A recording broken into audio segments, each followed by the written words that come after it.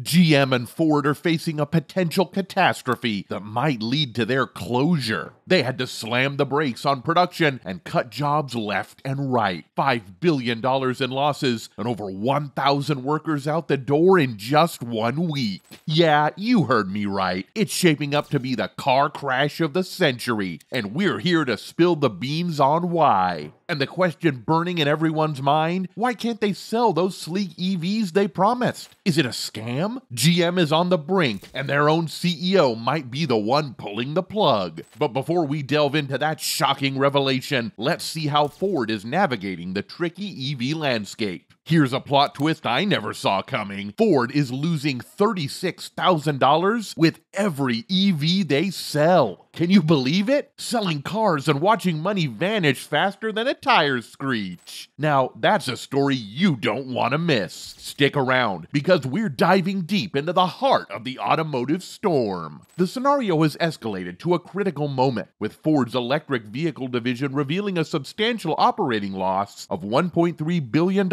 in a single quarter. This downturn is even worse than the preceding quarter, which saw a loss of $1.1 billion.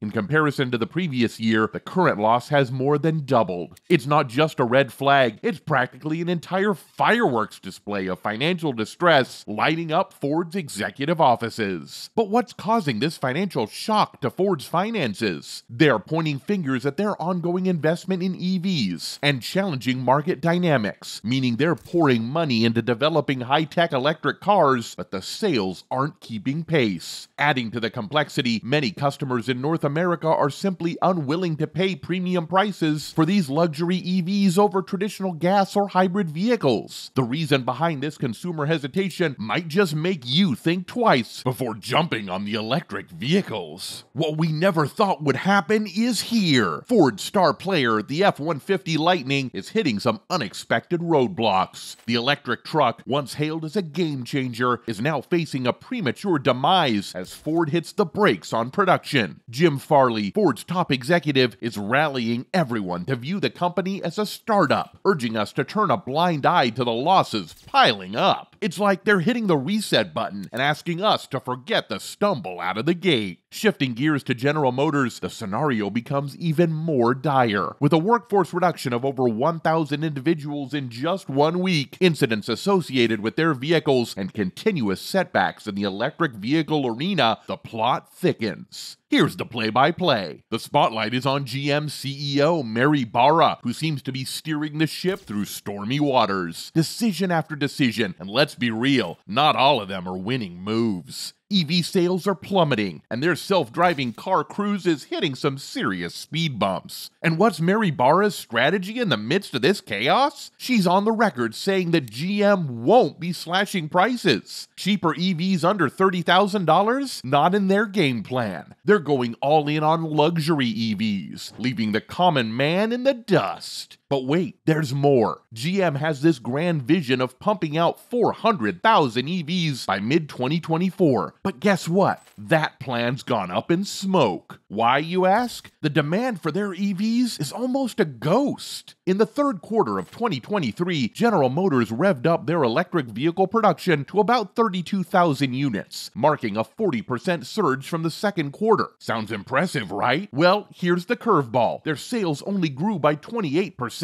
It's like they hit the accelerator, but the destination got a bit blurry in the rearview mirror. Big red flag right in our faces. They're tightening their belt, talking about expensive cuts, delaying factory plans, and even indulging in stock buybacks to keep shareholders smiling. Now, let's address the elephant in the room: Cruise. The robo-taxi dream that turned into a nightmare after a driverless vehicle hit and dragged a pedestrian some 20 feet, leaving the woman critically injured. Cruise is now in park, with top executives hitting the eject button and layoffs looming on the horizon. The financial toll is ringing loud for GM, especially with the United Auto Workers strike ringing up a tab of $800 million since it kicked off. It's like a series of unfortunate events hitting GM's bottom line. And guess what? Ford's not exactly throwing a party either. Brace yourselves for this one. Ford's putting the squeeze on dealers, demanding they cough up thousands and even millions of dollars just to have the privilege of selling their EVs. It's like a financial obstacle course dealers need to navigate just to join the EV party. And the unthinkable is happening. Dealers are waving off allocations from Ford. In the automotive theater of 2023, hybrids stole the spotlight, claiming a whopping 76% sales from the same period last year, leaving EVs in the dust at a mere 7%. And the why behind this shift? Hybrids are stealing the show for being more budget-friendly and steering clear of the charging headaches. With an average price of $42,318, hybrids are the wallet-friendly option compared to the hefty $59,400 price tag that comes with an EV. In the second quarter of 2022, Ford dealers were practically doing victory laps, selling a staggering 86% of their Mach-E inventory within 30 days. Fast forward to 2023, and the excitement hits a roadblock, plummeting to a mere 28% despite having double the inventory. The Mach-E sales figures are taking a nosedive by a jaw-dropping 21%, from 10,941 vehicles to a mere 8,633. Now, Ford's head of U.S. sales analysis, Eric Merkel, is insisting that overall electric vehicle sales are on the rise. But let's not gloss over the reality check he's offering. A bunch of those Mach-Es are playing the waiting game on dealer lots, not exactly zooming off the shelves. And the F-150 Lightning, once the star of the show,